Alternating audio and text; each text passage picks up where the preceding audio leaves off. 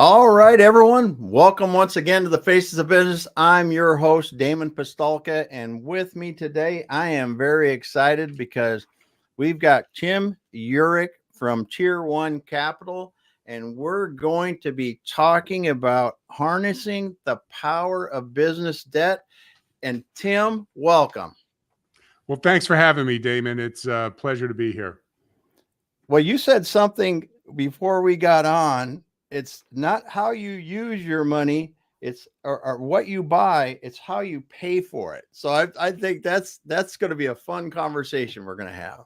Well, yeah. So what what we found is that if you really want to improve your bottom line, if you really want to improve your cash flow, and if you really want to improve your access to capital,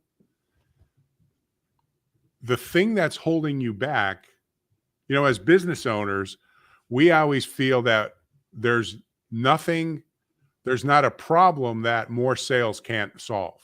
True? Mm-hmm. Yep. What I found is, while that may be true sometimes, the key component is always how you're using your capital. And just think about this. As business owners, we work so damn hard to make a profit. And it's not easy. I don't care what business you're in. It might look easy to the outsider, but if you're a business owner, you know damn well it's not easy because you're juggling marketing, sales, operations, production, accounting, you name it, right? Then you're putting out fires because this employee is arguing with that employee, and it's like you're a referee sometimes. So, we all know how hard it is to juggle the demands of owning and running a business. But on top of that, what I found is we shoot ourselves in the foot by the way we freely give away our capital. And I call that wealth transfers. And those wealth transfers we're committing unknowingly and unnecessarily. Unknowingly means we don't realize it, because let's face it, there's not a person on this podcast that's listening that would wake up in the morning and say, hey, how can I screw myself up financially today? Yeah. But we have been conditioned to accept as normal by the institutions we're dealing with, the banks, the investment firms, the insurance companies, the government, large corporations that we deal with, to use our money in a way that benefits them to our detriment. And I've cracked the code on that. And our mission is to get that knowledge out there to as many people as possible. Very cool. So Tim, let's go back. Let's back up a little bit and kind of talk about how you got into doing this, because I mean, we don't just wake up one day and say, I'm going to teach people how they're going to use their money differently. And you don't wake up understanding that what you just said about we're using money in a way that benefits the financial institutions rather than ourselves. Yeah. So let's start back and kind of talk about how this all began.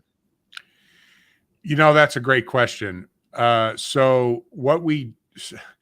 So my background is in financial services. I have a degree in economics, and I got into financial services, and the financial services industry is really, really good at identifying problems and showing you how to solve those problems. For example, you want to set up an exit strategy for your business. Okay, this is what you're going to have to put away in order to be in a position to have that exit. You have key people that you want to incentivize to keep around. Well, this is what it's going to cost to keep them. You have some business partners. You want to set up a succession plan. This is what it's going to cost to fully fund that buyout in the event of somebody wants to basically just leave, or they die or become disabled. So we know what the problems are. We know how to pinpoint those problems. We know what the cost of those problems are. Then we turn to the business owner and say, hey, Mr. Business Owner, it's going to cost $250,000 a year to solve this problem. And he looks at you like, are you kidding me? If I had $250,000, you wouldn't be here today. And that's the problem. Nobody's showing the business owner how to find the money within their current cash flow without interrupting their current lifestyle, without having to increase revenue, or without having to decrease expenses. And that's sort of the special sauce that I found. So to answer your question, I came in through financial services, and I was really good at pinpointing problems, and I was laying out the cost of these solutions, and I'm getting these looks from these business owners like, what's wrong with you? I don't have that kind of money. And then I figured out, well, okay, let me take a look at your finances. If I could find the money to solve this problem, what would you do?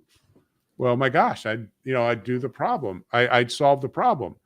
But I'm going to tell you, my CPA and my in-house finance guy tell me that we're already using our money efficiently.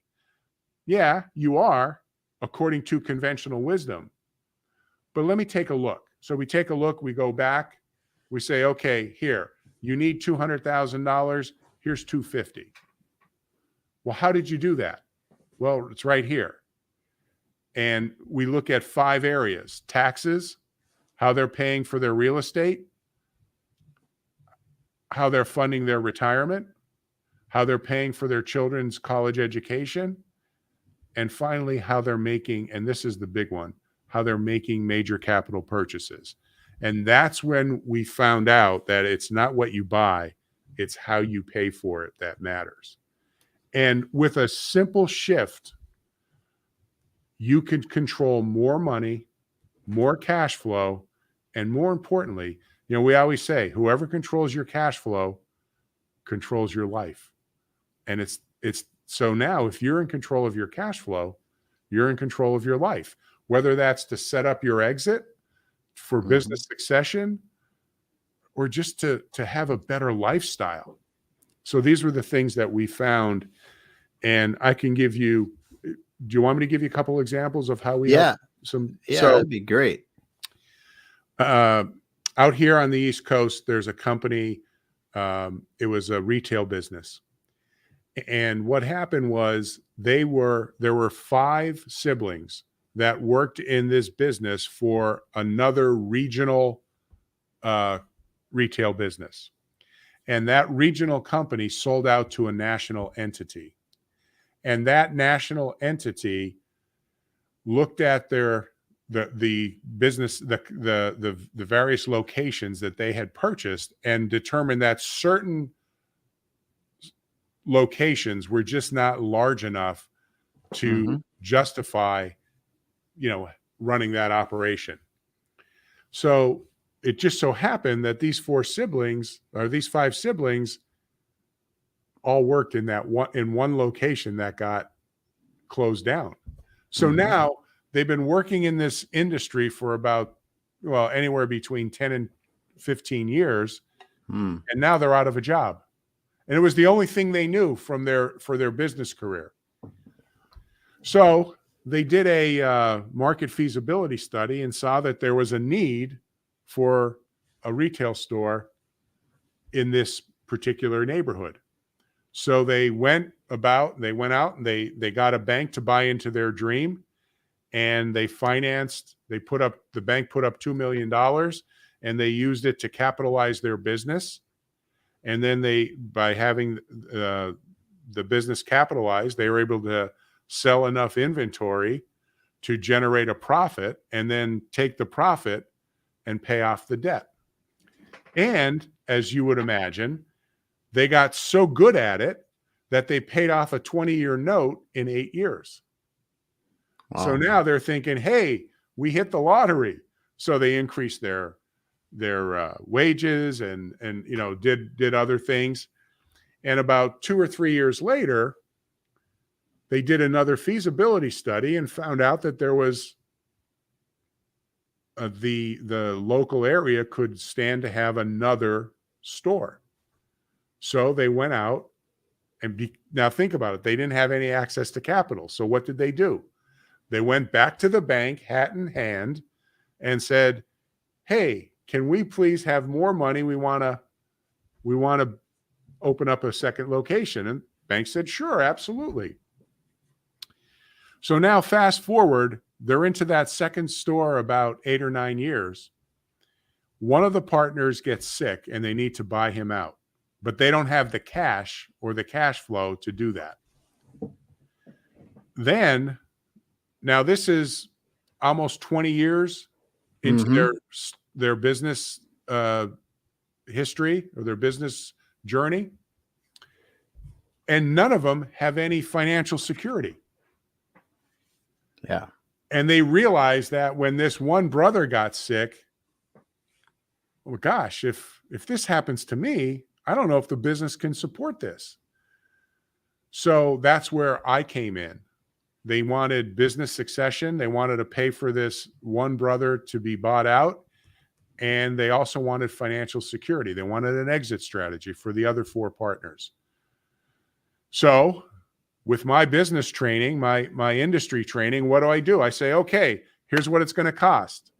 And it was $300,000, $25,000 a month. And I looked to the CFO. We were meeting in our conference room. I looked to the CFO, and the CFO said, I said to her, "How much money can you get your hands on a monthly basis?" And she said, "If we really tighten our belt, we could probably come up with $5,000 a month." I said, "Well, it's going to cost $25,000 a month." Yeah. And now the 4 partners are sitting there saying, "Well, we can't do this." Again, having looked at their finances and their financials, I said, "Well, what if I were to tell you that you already have the money within your current cash flow? It's just being used inefficiently." And their reaction, Damon, was, "How could that be? Our CPA says, we're doing everything right." I said, "Oh, okay. Well, if you're doing everything right, how come you can't buy out your brother? How much money can you get your hands on right now?" At the time they did 40 million in sales. How much of that money can you get your hands on right now? It was less than $50,000. Wow. So I said, "But I could find it in your cash flow." "Okay, show us." And here's all we did. Most business owners, well, so here's how I set it up. I said, "Okay, when you opened your first location, did you have the money to finance that?" "No." "So what'd you do?" "We went to the bank." "What bank did you use?" They told us the bank. They told me the bank. I said, "Okay. You paid that off in 8 years?" "Yeah." "Okay. When you opened the second location, what bank did you use?" And they said the same bank. And this was the question that sort of opened their eyes. Whose money did they give you to finance the second location? And I just heard crickets in the boardroom. And after, it seemed like a long time, but it was probably, I don't know, 12 or 15 seconds. The president of the company bangs his fist on the table and says, "Those son of a guns," he goes, "those son of a guns, they gave us our own money back and charged us interest and fees in order to do it." He said, "What do we got to do to fix this?" I said, "Real simple. All your debt's going to be paid off in 6 years. Let's extend the amortization schedule to 10 years. And within 4.5 years, if you do this, you'll have enough cash to pay off the remaining 5.5 years left on the amortization schedule, if you want. But I would tell you, don't do that. Just keep paying it at that rate and put more money away." And that's what we did. We freed up not $20,000 per month, $35,000 per month. And that was enough to pay for everything. Now, here's the back story to that. Because we changed their paradigm on how they were using their money, right now, this company that couldn't put their hands on $50,000 maybe 7 or 8 years ago, they're sitting on $7 million of cash. Mm-hmm. And they already bought out another partner, and they're preparing. They have 3 more partners to buy out, and they're way ahead of schedule. So the point is, it's not, we call this the financial golf swing. It's not where your money is, it's how you're using your money, right? So how we made this golf analogy was the financial services industry sells products. Those products are the equivalent of golf clubs. But nobody's teaching you how to use those golf clubs. And that's what we do for our clients. We show them how to use their money in a more efficient way so that they have more control of their cash flow, more access to their capital, and they can fund the initiatives that need to be funded. So with that particular company, they were able to buy out the brother, set up financial security for the other 4 partners, an exit strategy, and now they're not saddling the next generation, which is poised to take over, with unnecessary debt. It's really, and none of this, Damon, had any impact on their current lifestyle, on their current expenses, or they didn't have to increase their revenue in order to do this. Yeah. Yeah. That's amazing. That's amazing. So you've helped people do this, and this is a great example of how it can get their cash flow better and really without changing their lifestyle, as you said. What are some of the things that you've learned from the traditional banks and everything else as they see this happening? What are they telling these people? Okay. So again, the financial institutions have conditioned us to accept as normal something that is not normal for us. It's actually against our best interest, but it's in the best interest of those institutions. Let me give you an example. There's a lot of factors that you should consider when you're taking a loan from a bank. Yeah. But we have been trained to consider one factor and one factor only when we're shopping for money. What is it? The payment, the terms, The interest rate. the interest rate. Right? Yeah. So the conversation goes something like this. You want to get a loan, a business loan, a car loan, whatever, a mortgage. This is the rate. Okay. Then you bang your fist on the desk and you say, my family's been doing business with this bank for 30 years. This is an insult that you're charging me 6.5%. I want a better rate. Why? Because that's the way the bank trained us. They trained us to shop for rates. And it's not the rate that's killing us. It's the cash flow. So here's what the bank says to you. Well, Damon, we can give you a 5.5% interest rate on this. Let's say it's a car loan. But instead of paying it off in 5 years, you have to pay it off in 4. And then you say, okay, that's a deal. And then you look at your wife and you say, see that, honey? I got us a better rate. And the banker's laughing and he's saying, okay, Damon, we're going to give it to you our way. Yeah. Yeah. Right. And that's the key. They're going to give it to you our way. And their way is, now they want to get their money back quicker. Why? Because then they could turn it around, turn it over, and loan it again. So they take our eye off the ball, because if we kept our eye on the ball, we would be more concerned about cash flow. Yeah. But they focus us on the interest rate.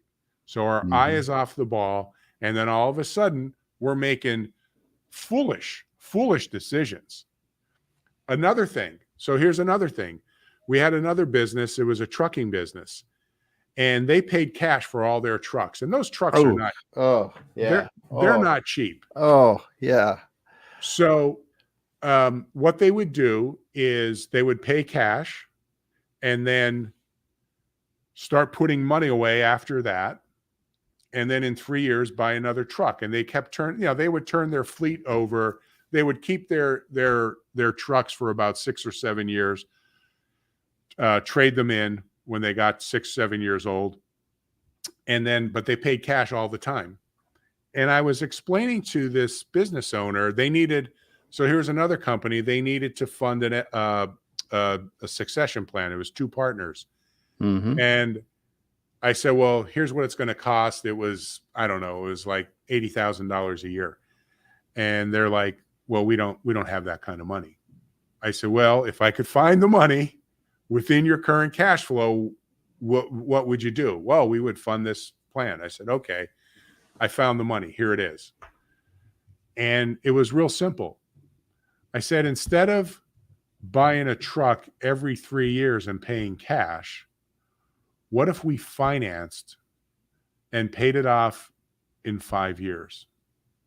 That would free up enough cash flow. It was about $6,500 per month. Yeah. That you would have to come up with about $500 a month to fund this succession plan. Oh my God. How do we do it? Where do we sign up? But it's just a change in how you do things. And again, I mean, I love talking about this because this is what I do every day. And it's so amazing when we literally see the light bulb go on for people. Mm-hmm. And they realize it. It's not like they're saying, okay, I trust you and I hope this works out. They're seeing results the very next month. Yeah. Because now they got their hands on more and more of their cash flow and Yeah. more and more of their hard-earned profits. Does that make sense? Yeah. Oh, it does. It does. Because if you're using your money right, like you said, you can use your money more wisely. The same $100, because it's not put into, it's not going here when it really doesn't need to be going here, and I can allocate it someplace else. Yeah. And this is especially, we run into a lot of business, like you said, like a trucking business. Well, we have no debt. Well, how much, what's outside? Well, we'd have no debt. They haven't really taken the time to think about what that decision, by buying all your equipment with cash, by doing everything, paying your vendors, right when you get the bill, even. That's just a simple thing. And these kind of things where that the way you use your money, as you said, can affect how you're doing these things so tremendously. So so when I meet I love to talk to people who pay cash for everything. Because and why do they do that? People who pay cash because they hate paying interest. And they're so obsessed about what they see. So when they go to buy a car or a truck or a piece of equipment or whatever, and they get the financing estimate and it says, okay, this $50,000, well, I'll use something I know the rates on. This $30,000 car, you're going to pay back $4,000 in interest. So they're so focused on the interest that they're going to pay, and it tears them apart. Yeah. So what do? They say, I'm not paying interest. I'm going to pay cash. What they don't see is that if they were earning the same amount of, well, even less interest. So a 6% loan on a $30,000 purchase would have a payment of $566 per month for 60 months. So you're going to pay back $4,000 in interest, $33.98 or something like that in interest. But if you could earn 4% on your money, just 4%, you would earn $5,200 in interest. I don't know the exact numbers, but it's about $5,000. So you're all torn up about paying $4,000 in interest, and because you don't see the interest you're not earning, it doesn't bother you that you're giving up $5,000 in interest. It doesn't make sense. And this is what we show folks, that there's a difference between compound interest that grows on an increasing balance and amortized interest that's paid on a declining balance. That's why you can pay less interest at a lower interest rate, at a higher interest rate, than you would have earned on a lower interest rate compounding. And so this is what we sort of, the light we shed or we shine on how they're using their money. That's really cool. That's really cool. So you had the example with the 5 siblings where they were able to buy themselves out, buy the other partners out, save the money, do the kind of things. You know, that was a $40 million business. Now, that's a lot of people don't have $40 million businesses. Yeah. When you look across the United States, you know, I think it's something like the average business has less than 25 employees, like 80 or 90% of them do. So what are some things that they might want to think about? That's a great question. So I shared with you in the pre-call, we had a client who owned a repair garage, an auto repair garage, and he was saving money, and we sort of fast-tracked him about 8-10 years ago, and he was able to put aside a little over $1.8 million. Now, this guy had the money in his cash flow. He always had the wherewithal to do that. He was just using his money inefficiently, paying cash. He was another one. He was a big cash payer. And when we showed him how that was holding him back, he made some changes. Well, about almost a year ago, he was able to sell his business for twice what his best offer was previously. And he was able to do it because he didn't need the sale of that business to be the crown jewel of his retirement. He had a lot of money set aside because of what we had put, you know, the plans that we had put into effect for him. And then he was able to sell his business, wait for a really good offer, and he sold his business. And now they're in a really strong position financially because their retirement or their financial security wasn't predicated solely on the sale of their business. Mm-hmm. And, you know, this was a less than $1 million business for sure. Wow. That's something. So you've seen this happen over and over, helping people do this. What is the thing that you just makes you giggle about doing this? Just makes you just happy. So here's the deal. I'm a poor kid from Wyoming, Pennsylvania. And it just tickles me to death to see that, you know, I could go into a boardroom and I'm not intimidated. I can go into and sit down with the legal team and the finance team and hold my own against them. And I'm not meaning to make them look bad, but they're not prepared because the way they think is literally not in their client's best interest. The things that they're recommending. And I go in incredibly well prepared so that when we're making these recommendations, we're not just saying, hey, we freed up X amount of money, where we freed up X amount of money. Here's the areas we did it. And these are all the reasons why this is where you're losing control. And these are all the reasons why this is where you're losing control. So we're not, and I will tell you, I had one CPA of a client of mine came up to me after the meeting that he was brought in, and he wasn't brought in to refute anything. He was just brought in to say, okay, does this make sense? And I'll never forget, he said, I'm embarrassed. And I said, why? And he said, I should have known this. And I said to him, Brian, that was his name. I said, Brian, is there anything that I presented today that you didn't know? He said, no. And I said, all this is my training and focus versus your training and focus. Your training and focus is in one area.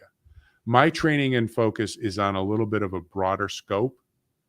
We don't only look at saving our client taxes today. We look at saving taxes everywhere along the way prospectively. And I said, your focus is on making sure that he or she pays as little in taxes this year as possible. And we're more like a tax strategist. We're looking down the road. But as far as the cash flow is concerned, do we have any issues? He goes, oh, no, absolutely. That all makes sense. I said, I get it. But here's the problem. Now, when we extend the amortization schedule on our client's debt, does he get more or less tax deductions? He goes, less. I said, isn't that going to help him down the road? He goes, yeah, absolutely. And this is where I sort of, and that my response to him was, then why are you recommending he be in a race to get out of debt? And he said, well, he wants to be debt free. I said, he wanted to be debt free because he didn't know that there was a better way. And see, this is the issue. I think that at the end of the day, a lot of financial people, a lot of business people don't understand what debt is, right? So think of it this way. If I owe $1 million and I don't have $1 million, am I a debtor or a creditor? I owe $1 million. I don't have $1 million. Am I a debtor or a creditor? I don't know. You're a debtor. Yeah. Right? Yeah. Yeah. Now, if I owe $1 million and I have $1 million, am I a debtor or a creditor? Now, technically, I'm a debtor. But you're even. I could pay that off anytime I want. I see exactly what you're saying. And that's the power in financial preparedness. It's not financial preparedness.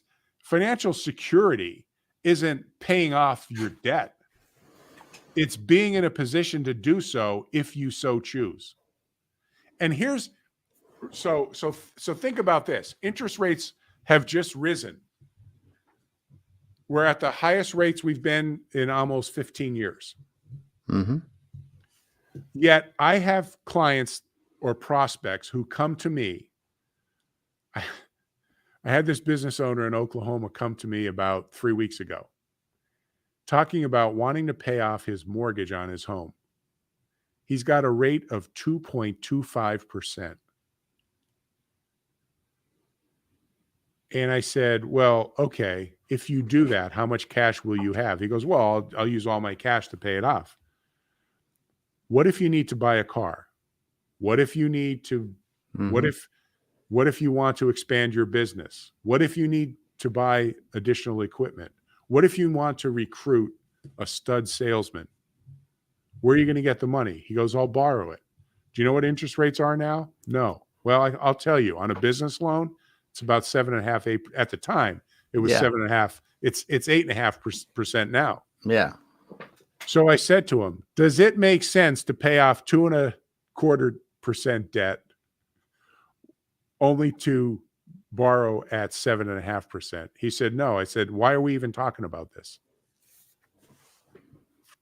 But again, this is just the focus that people have incorrect understanding of what debt is and what's good debt. And there's also good debt and bad debt.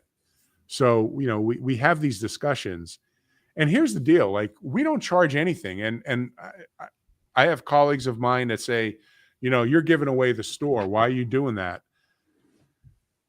This is just the way I do it. And so we'll do an analysis for a company, find out, free up all this money. Listen, if I'm the guy that's freeing up the money, and you want to do a business succession plan or a big business exit strategy, or you just want to do some financial security for yourself, I would think that you're going to want to do it with the guy that knows what the hell he's doing. Yeah. Right. And that's so, and that's the way we get in the door. So yeah, we give away the store, but I sleep really well at night knowing that I'm helping people. Yeah. What was the thing that surprised you the most about doing what you're doing? How logical it is. So everything we do is based on sound economic strategies. But so what I will tell you, the thing that surprises me is I'm swimming upstream against the marketing machines that are investment firms, insurance companies, banks, the government. Everybody is telling people to do things in a different way. And then these so-called financial gurus are telling people, well, don't do this, don't do that. Okay, fine.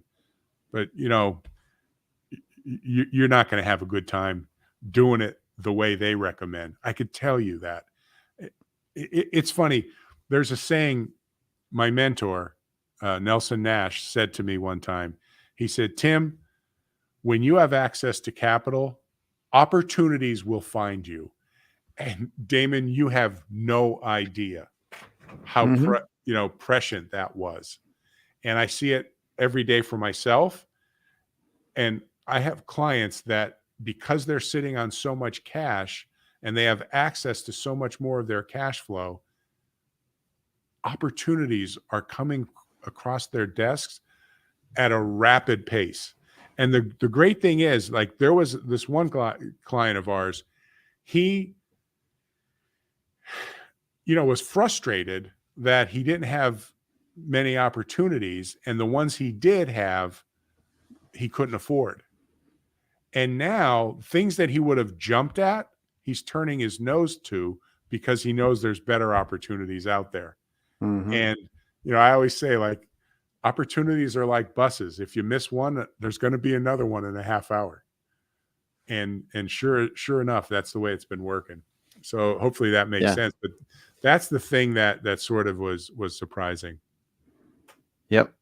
We do have one. Mike Starcher, he has a question here. He said he gets the idea of restructuring the way the company is using cash, restructure the cash flow, then look and buying out a partner. So that's one of the things you mentioned that earlier, is talking about that's how they did that in that other companies. By giving you the money to do the kind of things like that. But and that's one of the ways. But I think one of the things that you're really talking about too is when you look at how you're working, and we run into this all the time. One of the things we run into all the time with business owners is they want to grow. They think it's awesome because they're going to add on sales, but they don't understand that every dollar that they grow is going to take some money to grow.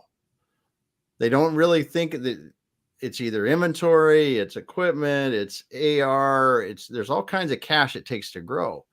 And I think what you're talking about is so cool, because if I'm that same person and I'm buying my buying my trucks for cash, like your example, and every time I have enough cash, I'm sure, well, if I grow my business, it's taking cash too. But if I'm putting my money over here to buy my trucks in cash, I can't grow my business fast because you run out of cash. There's no more cash at a certain point. And honestly, that clips the wings off of growth with a lot of companies if they don't have the cash to grow, and because that just takes money to grow. Yeah. And what you're saying is an excellent way to do that and help everything else you're trying to do as well. Like you said, it could be buying out a partner. It could be something else that you can do to really do it. And just like the example you said, someone that's got $1 million and $1 million debt, are you a debtor or a creditor? Well, you're really neither, because you can pay it off when you want. And that's where the power is. And when people see that, and listen, this is not rocket science, is it? Right. And that's the thing that is sort of shocking, is like, it's so darn simple. Why don't people do it? But again, we do things. I always say this, we've been conditioned to do things in a way that's not in our best interest. Mm-hmm. Yeah. Yeah. Good stuff. Good stuff. Well, if people want to talk to you, Tim, where's the best place for them to find you? Is it on your website? What's the best place to find you guys? Yeah, they can go to our website. It's www.tier1capital.com, and that's TIER, the digit 1, CAPITAL.com. And we have a buyer's guide. The 6 critical questions to ask when looking for advice from on succession and executive benefit planning. And if they go to tier1capital.com/the faces of business, they could pick up that free resource. Awesome. Well, Tim, it's been incredible getting to talk to you about this. And I know there's been people listening that'll hopefully reach out if they don't understand, maybe rethink the way that they're looking at their debt and cash flow to really understand that, looking at interest rates. I think it was amazing, that piece that you talked about with the car and the compounding interest on the other side of it. And really something. So just thanks so much for being here today. Well, it's been my pleasure, and really enjoyed this conversation. And, hopefully something hit with somebody. And if you have questions, listen, there's no cost or obligation. And I got to tell you, I'm not a high pressure guy. So, yeah, my philosophy always has been, if your final act is to hang yourself, what do you do for an encore? yeah. And so it's funny. My daughter works with me, and she started, she just started her 9th year with us. Oh, wow. And, when she came in, she was reading all these sales books and classes and stuff. And she goes, Daddy, you don't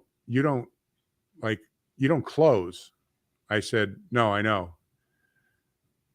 And I said, well, I think we're going to be okay. And she said, well, you're supposed to close. I said, listen, when people are ready, they'll do it. And we will just present it in a way that it's a logical step to do it. So, and I can't tell you how many times this has happened. I mean, it's a lot. So we make the presentation, and then here's our close. The client says, okay, how do we get started? That's my close. Mm-hmm. And I think when you do things in a logical way, and listen, this doesn't happen overnight, right? Our process is it's highly educational. And because think about it, you've been doing things for 30, 40 years, that these are hard habits to break. Mm-hmm. So we're going to give you the economic reasoning and the logic behind our recommendation. And then you're going to sit there and chew on it and digest it. And then you're going to probably come back with questions, and we'll answer those questions. And then we get to the point where, okay, Tim, what's the next step? Or how do we get started? Or stuff like that. And I prefer to do business that way, because listen, when I'm out buying something, whether it's a car or, software or something, I hate to be pressured. Hate it. Yeah. And I'm sure, there's everybody out there. 100%. 100%. Right? I want zero pressure in it. Yeah. I want to be able, I want to be able to make the decision, but I need all the information. And this is the problem. People have been making decisions with not all the information. Going back to that thing on loans, right? Yeah. We've been conditioned to buy money, to shop for money using one criteria and one criteria only, and that's interest rate. But now when you think about cash flow, interest rate, tax deductions, etc., well, now you've sort of expanded your knowledge. And now the decision isn't, oh, I'll take the lowest interest rate. Maybe it's I'll take the option that allows me to be in greater control of my cash flow. Mm-hmm. And that's the answer we're hoping for our clients. Because listen, these clients of ours, yeah, they put some money in the plans that we recommend, but the excess money that they end up having because we flip that switch for them, all of a sudden it's like significantly greater than what they're putting away for us, in our plans. Yeah. All because we changed how they're using their money and how they're looking at things. Yeah. So that's awesome. That's awesome. Well, Tim, thanks so much for being here today. It's been really just an educational experience in having you. And I just want to thank the listeners. I thank Mike for dropping a question. I know we get lots of people that are listening here, not dropping questions. Go to www.tier1, it's TIER1, the number 1 capital.com. And if you are on there and you look / the faces of business, you can get your resource guide, your free resource guide from Tim and the others there at Tier 1. But thanks so much for being here today, Tim. Thanks everyone else for listening, and we'll be back again next week. Thanks for having me, Damon. You bet. Hang out for a moment, Tim, and we'll talk.